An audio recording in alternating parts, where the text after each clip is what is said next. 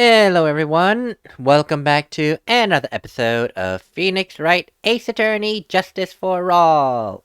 We are right now questioning Benjamin Woodman and his puppet Triloquist. And we've also discovered towards the end of the last episode that Ben is 31 and Regina is 16. This game takes place in America, so... technically this marriage is statutory rape. I mean... Now I know that a parent can allow their underage child, provided the underage child is within reasonable age, to marry someone, just have to sign off a paper. However, I think the law heavily frowns, if not makes it illegal, for someone who is clearly in his 30s to marry a minor, whether or not there is permission. I don't know, I need to do research on that, but oh boy, this is just all sorts of creep. Now, don't be so surprised I was going to propose to Regina. What happened here? Hello? There we go. For some reason, a new window opened up, and I'm like, what the heck? I even had something to give her. I kept it in my pocket, waiting for the chance to propose and give it to her. Of course, I also had it in my pocket that night. It was a present for her. In the end, I wasn't able to give it to her, so I still got it in my pocket. You were going to propose? You a puppet? Oh, don't be so obtuse! Just because I'm a puppet doesn't mean I can't love! I guess you're right. Just because I'm old doesn't mean I couldn't propose to her, too. Exactly! Oh god, his honor is looking a little less than honorable right now. I can only imagine how old the judge is. That's even worse! Okay, Mr. Wright. Please, continue your cross-examination. Who's with that sigh at the end? That's like a random sigh. Don't be so surprised that I was going... Don't be so surprised that I was going to propose to Regina. By proposal, you mean proposing marriage, right? To Regina. Of course that's what I meant! What kind of stupid question is that? I wasn't going to propose that. I was going to go... hello. Wow, I am just butchering my words. I'm actually not kidding. Wow. I wasn't going to propose that we become some sort of outlaw biker gang together. Right, Ben? Yeah. Got it? That's the truth. I even had something to give her. What was it exactly you planned on giving her? You know exactly what I was gonna give her, numbskull. The only thing I could find that would match Regina's beauty. Answer his question. What was it? You're gonna die when you hear this. It's an engagement ring. An engagement ring? Wow, those two nearly fell out of their chairs. Mr. Phoenix Wright's joke has gone too far. Time for these to end right here. Francisca's whip looks like it's about to lash out at almost anything.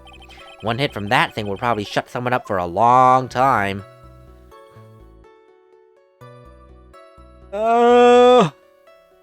Let's push on! I don't know why, but I'm a masochist apparently. It may be something of a joke, but this is a historic moment. The first time that a puppet has ever proposed— Oh! I advise you to cut this argument short. I'm going to have to agree with the defense here. Will the witness please revise their testimony? Specifically about the engagement ring. I'd like to stick to facts, not sociology.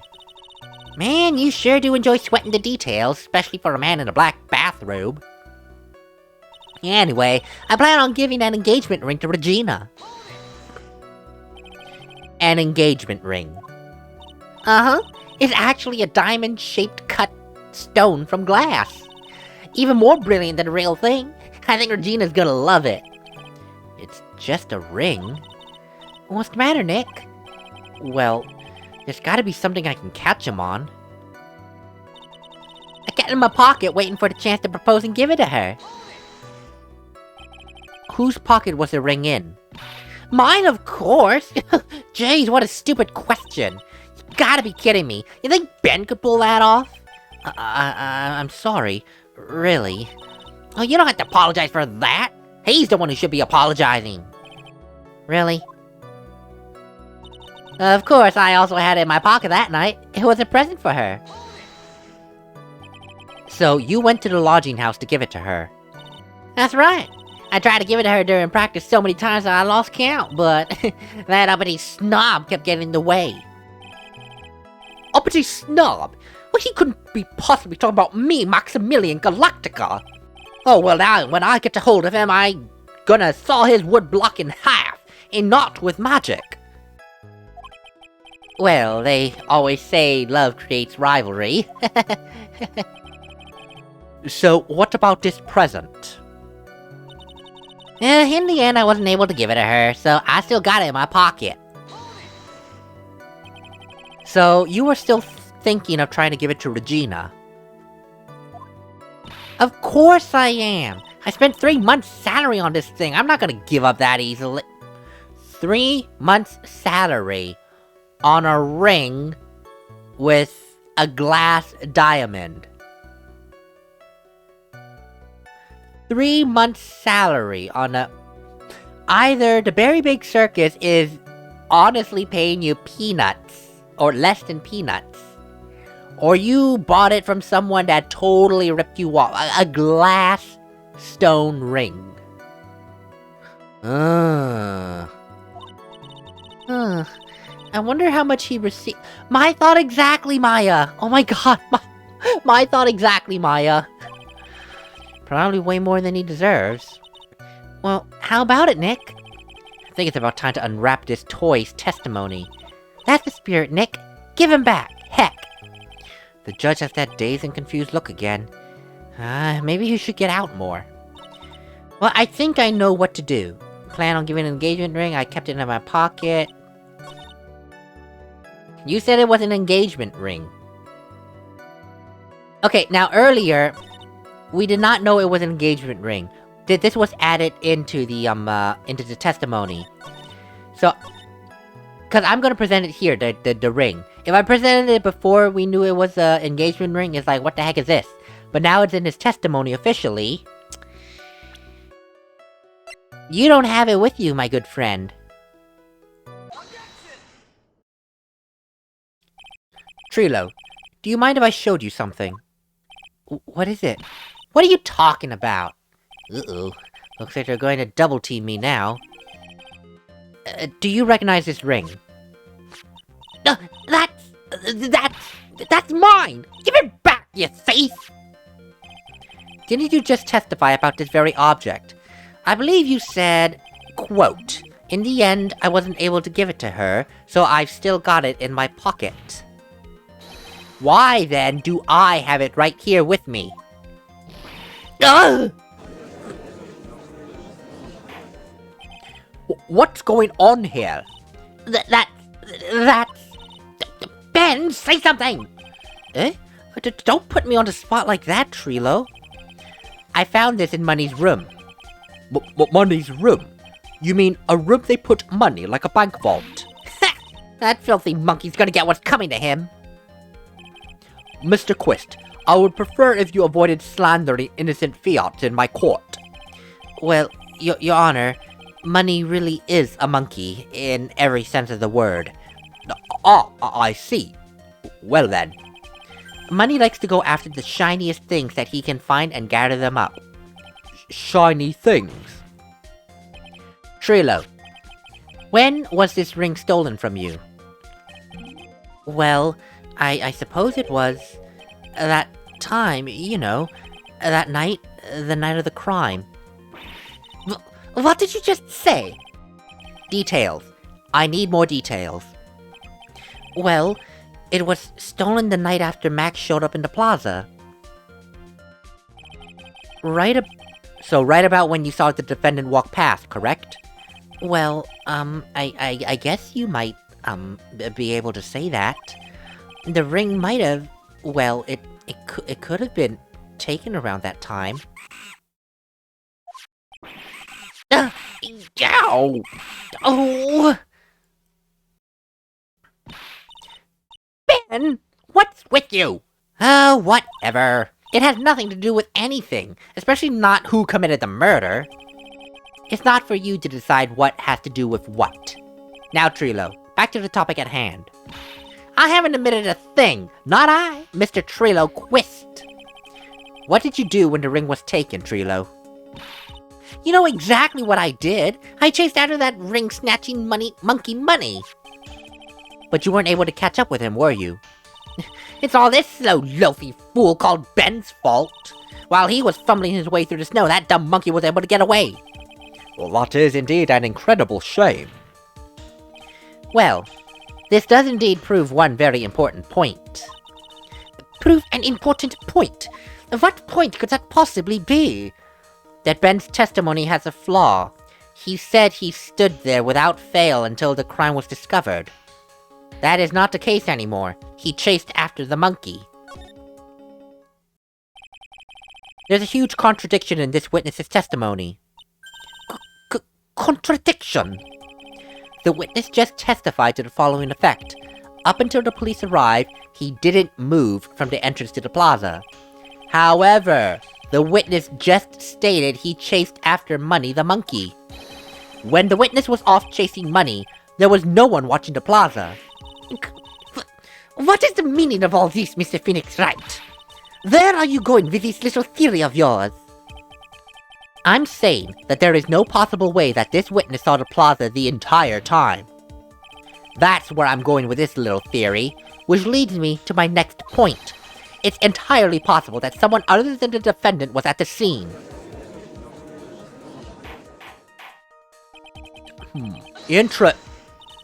Well then, tell me this, Mr. Phoenix Wright. Do you have any proof that something slipped past this vigilant ventriloquist? Well, he obviously didn't see the victim, the ringmaster, arrive on the scene. However, that doesn't change the fact that he saw the defendant arrive. The witness is lying. He's blinded by his rivalry with Max. Well, the defense's argument does hold some water. This witness does have a history of animosity towards the defendant. What? How dare you? I wouldn't lie just to get that dork face in trouble. He's not even worth it. I saw him, no doubt about it. I saw that worthless liar. Well, just for clarity's sake, let's flesh out exactly who you saw on that night. I told you so many times you think you know my story's not changing. You've already changed your story, stick boy. I'm sure it's gonna change some more. Where there's one lie, there are usually many more behind it. Exactly, Maya. That's why we have to keep after him. Yeah. Here we go again. I'll give you what I was waiting... I'll give you that I was waiting for that... Oh my god. I'll give you that... I can't read this sentence. I'll give you that I was waiting for that... I'll just read normally. I'll give you that I was waiting that night for Regina. I don't know why when I was trying to do the Trilo, I can't read it. But that doesn't change the fact I saw Max in the plaza that night. He showed up after I'd been waiting there for about 5 minutes. I said good evening to him, but he didn't even acknowledge my presence. I'm absolutely sure it was him. I saw Maximilian Galactica at the scene. There's no way I could mistake someone wearing those 3 ridiculous symbols.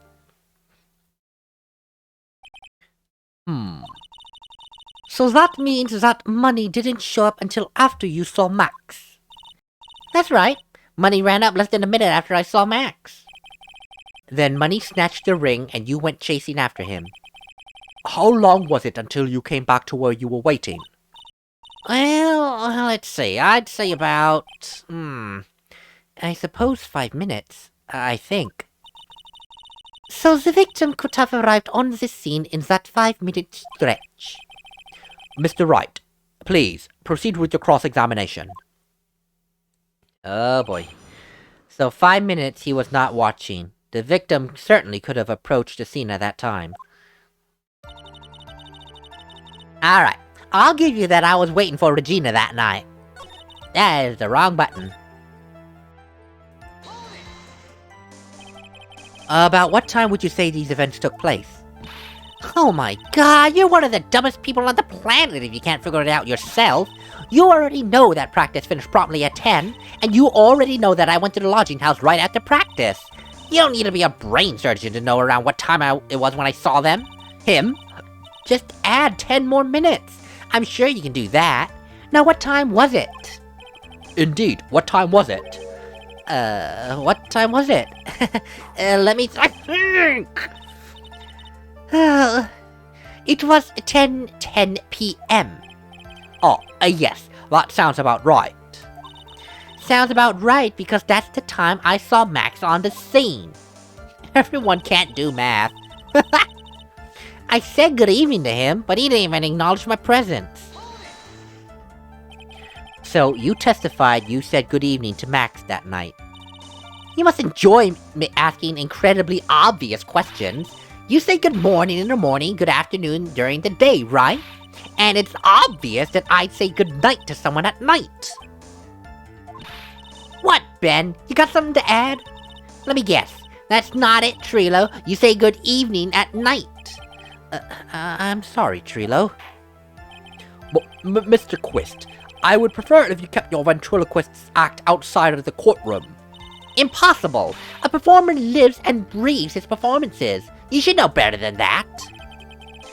There's gotta be something wrong with this bit of testimony. He admitted to saying good evening. I don't know.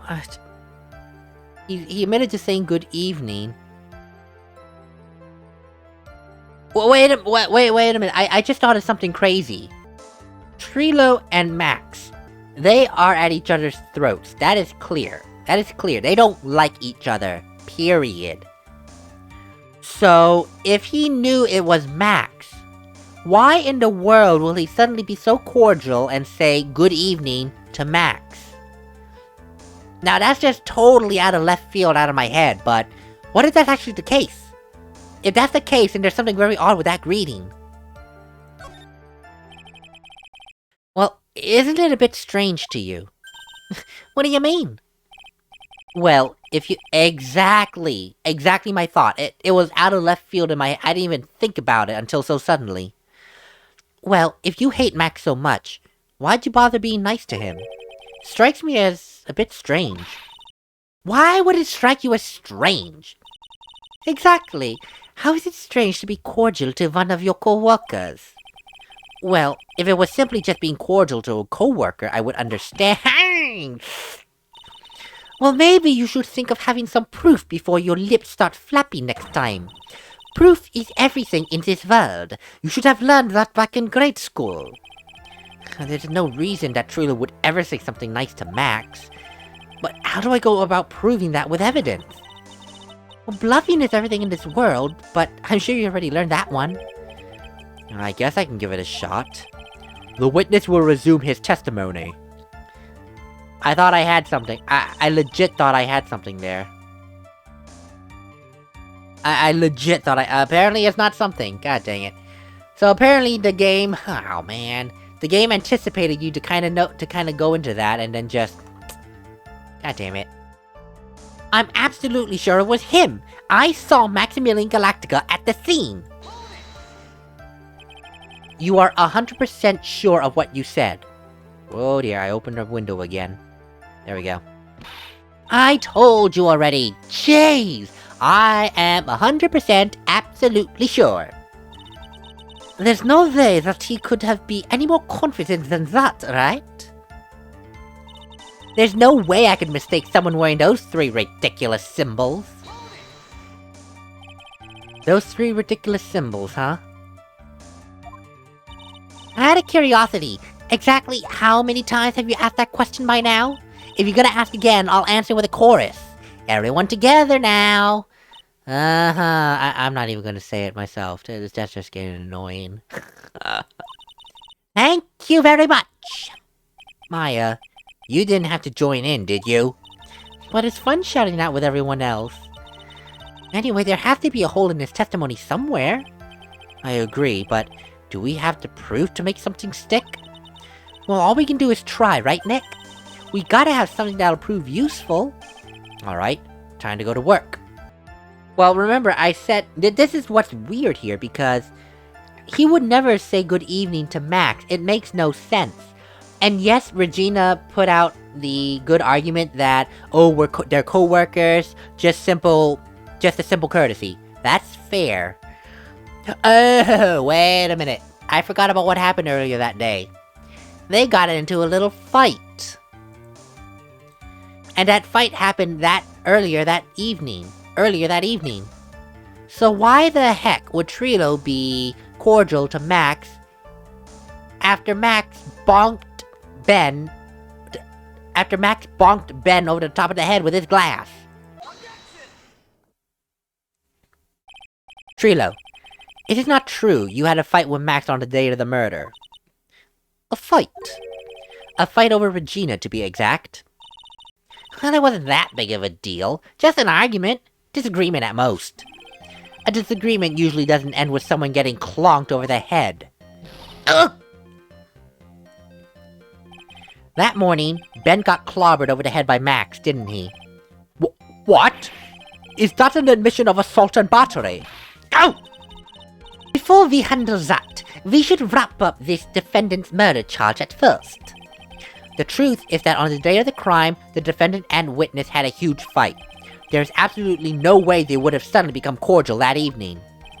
Moreover, just consider the personality of the witness on the stand. There's no way a puppet this lewd would just get up and say good evening to his rival. Go! Are you saying that this witness is lying? That he is trying to frame the defendant by claiming to have seen him at the crime scene? I didn't tell a single lie, honest. That's enough from you, Mr. Quist. Mr. Wright. Yes, Your Honor? Let's clarify this testimony for the court. Could you explain your theory about who the witness actually saw that night? He clearly did not see the defendant. And he has no reason to lie about seeing someone, because that's stupid. So he did see someone, clearly. But it's not the defendant. It's someone that he would dare... And that's true. Trilo is He's a very strong personality. He's not one to just be kind to anyone. Hell, he hasn't been kind to anyone in this courtroom. So, there must be someone that Trilo respects. And I have an idea of who he could possibly respect on a professional standpoint. It's my belief that the witness did indeed see someone that night. It was just someone else. That's who he said good evening to. Now what kind of theory is that? The correct one. Furthermore, I don't believe the person the witness saw was Max at all. What? If he had truly met Max that night, there would have been no greeting at all. Which means there's only one proper answer. The person the witness saw that night was not Maximilian Galactica. That is why Trilo made the effort to greet whoever it was he saw that evening. Or, good evening, as he put it. What in the world? You... Would the defense kindly explain who it was Trilo saw that evening, then? Now again, Trilo is a very strong personality. I don't think there's anyone he respects that much to say good evening to. No one, except his boss. But then that just raises another question.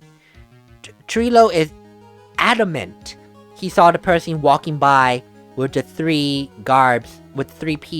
costume of Max. But at the same time, Trilo would never say good evening to anyone except Russell. Hell, he wouldn't even say good evening to Regina. He'd probably say something very quote-unquote romantic. So the only person he'd be nice to is Russell Berry, the victim.